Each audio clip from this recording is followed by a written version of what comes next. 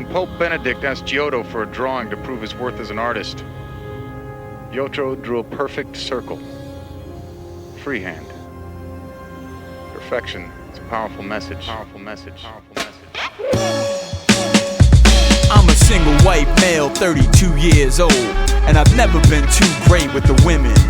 Well, if the truth's being told, I'm not much good with people. I've been alone in all the places I lived in, but faded, forgiven my shortcomings, and brought something forth from inside me that guides me when a call comes in.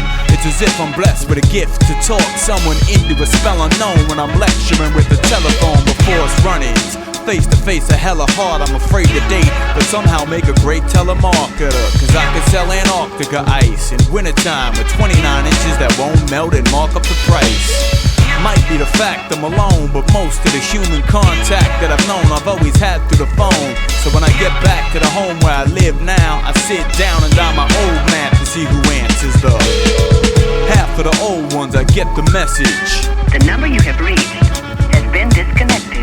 With 10 digits entered from another past number, the ringing interrupts a man's slumber. And that was just from last summer. The change is enormous, and keeping up to speed's a real game of endurance. I always get some lame little office specializing in claims for insurance, or maybe the occasional florist. Corner florist. Hello? Hello? I'm sorry, what did you say? Corner florist? Is this a flower shop? Yes. Oh, I'm sorry, I think I had the wrong number. Okay, bye. Bye. Why am I still searching?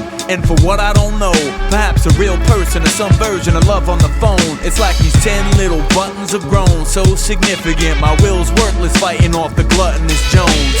So I chose a different number to try, and I was thinking I'd end up ringing another old guy. But when I reached the third line, what a surprise. It was the first time in my whole life on the telephone my tongue was so tied.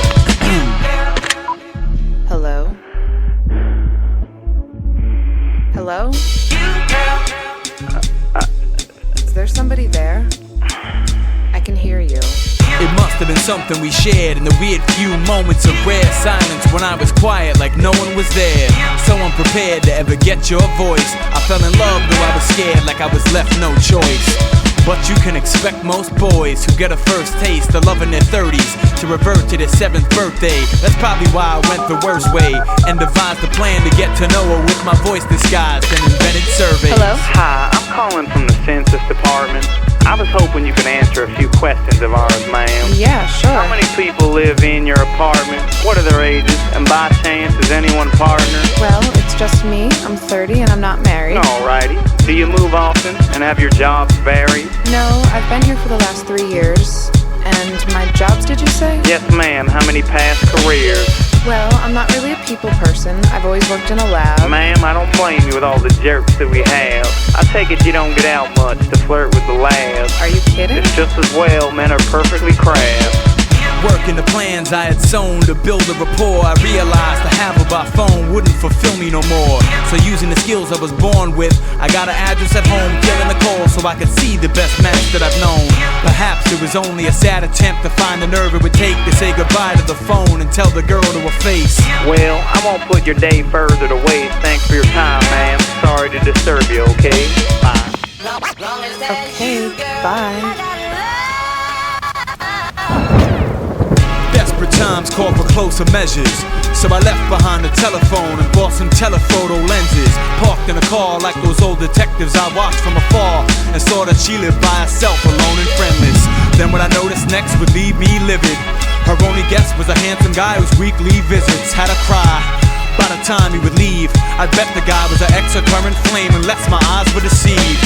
I tried to believe, she cried to relieve heartache, but this guy wouldn't leave. It seemed she was liable to be in harm's way. If I could just sneak in a place, I'd find it would lead to a trade. So why she would keep letting this creep within arm's length? Getting the peace was the easy part, cause if by chance I met him when I crept in through the window, I would need the arms. I was breathing hard when I stepped in, broke the glass and the shards with the weapon, and tore the bedroom where she sleeps apart. That's when the creaking part of the floor and the twisted knob on the door startled me. I turned with the gun and shot it before I realized I killed my own love. I dropped on all fours, sobbing and coughing till I spilled my own guts. I came to, still on the rug in the same room filled with the stuff I had tossed around, and then I found in plain view what seemed to be a diary. sitting beside my knee. I couldn't make my mind believe the words that I would finally read. Page 1. Thursday, 5:03. I was trying to sleep before the night shift when this guy woke me. He had a voice that had a vibe so sweet.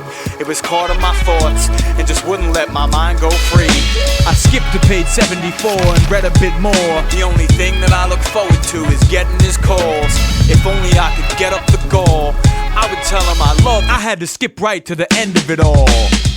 As for the last passage, it began. Why me? Where's my mystery man? God, how could you let this guy leave? With all the bad times and depression I've seen, this just has to be the last life's lesson I need. In fact, this week's visit with my little brother, he said if the cancer keeps getting worse, it'll kill our mother. He said the doc said I should just accept that she's dying. And from the second he left, I spent the rest of the week crying.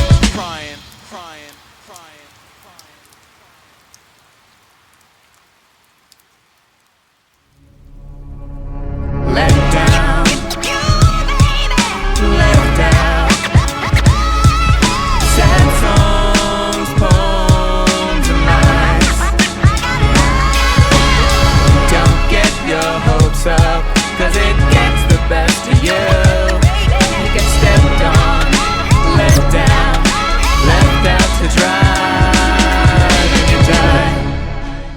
This is a recording.